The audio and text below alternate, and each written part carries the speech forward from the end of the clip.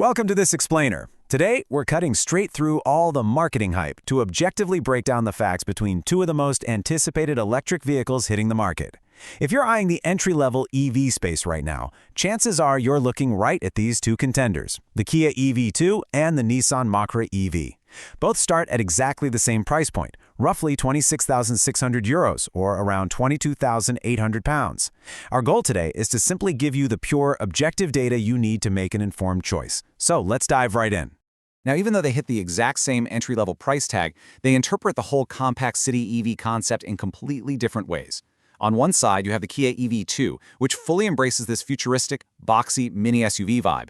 It is clearly designed to maximize every single millimeter of interior space. But then on the other side, the Nissan Micra EV leans heavily into its heritage. It's a classic city hatchback with these really sleek, emotional curves.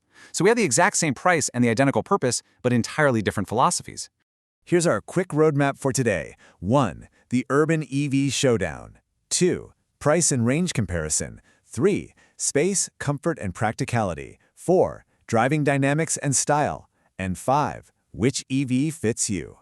All right, moving right into Section 2, price and range comparison, where we're analyzing the costs and the batteries. So looking at their base models, both vehicles achieve roughly 317 kilometers of WLTP range. And just as a quick reminder, that's the standard European metric for EV range. However, they get there quite differently.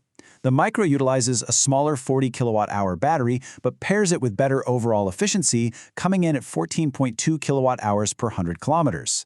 The Kia EV2, on the other hand, is heavier and boxier, meaning it consumes 15.1 kilowatt-hours. Because of that, it actually requires a slightly larger 42.2 kilowatt-hour battery just to hit that exact same 317-kilometer mark. But what if you're someone who needs more range? Well, when you upgrade to the top-tier batteries, the numbers really start to diverge.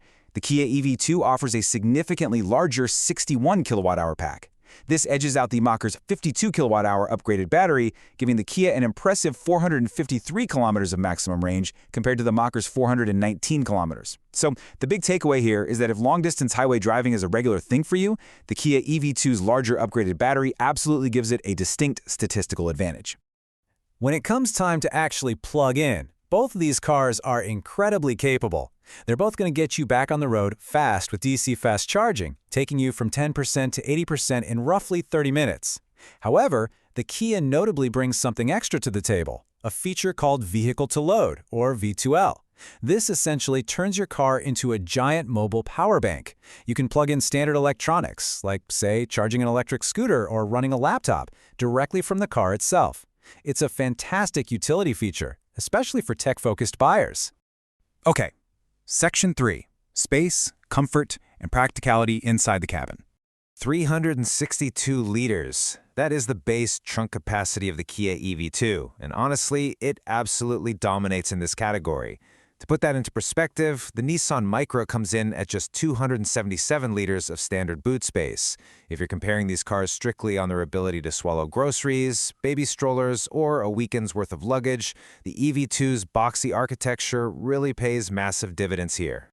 Let's look a little deeper into how they actually manage that space. The EV2 takes its slightly longer 4.06-meter frame and includes a brilliant feature that you almost never see in this segment: sliding and reclining rear seats. When you slide those forward, that trunk space expands to 403 liters. Plus, it has a 15-liter frunk, a front trunk under the hood, which is literally perfect for keeping those dirty charging cables out of your main cargo area. The Micra, which measures just under 4 meters, goes with a much more traditional setup. It has fixed rear seats and no front storage compartment at all. Now, sitting in the driver's seat, the design philosophies couldn't be further apart. The Nissan Micra purposefully retains physical climate buttons, which, let's be honest, is a huge relief for anyone tired of hunting through touchscreens while driving, and it fully embraces this classic retro charm. The EV2 conversely goes completely digital. It adopts an EV9-inspired triple-screen layout that feels like a highly futuristic command center. Really, it just depends on whether you prefer the tactile feedback of physical switches or a sleek, all-digital vibe. Moving on to Section 4, Driving Dynamics and Style, or how they actually perform on the road. So, with identical purposes but totally different body styles, you really have to wonder, which one of these actually offers the superior driving experience? Well, this is where the Nissan Micra really shines. It features an advanced multi-link rear suspension. That is a super rare find in this segment, and it allows the rear wheels to move independently. Combined with the fact that it's 168 kilograms lighter than the Kia, the Micra absorbs urban potholes with so much more grace. It's also got 150 horsepower, making it slightly faster off the line, hitting 100 kilometers per hour in 8 seconds flat. The EV2, meanwhile, carries 147 horsepower, a stiffer SUV-style setup, and a bit more weight at 1,620 kilograms. That results in a slightly harsher ride over city bumps and a slightly slower 8.7-second sprint to 100. And finally, Section 5. Which EV fits you? Let's do the persona match. Based strictly on the objective facts, the Nissan Micra is your perfect city companion if you're a solo driver or a couple.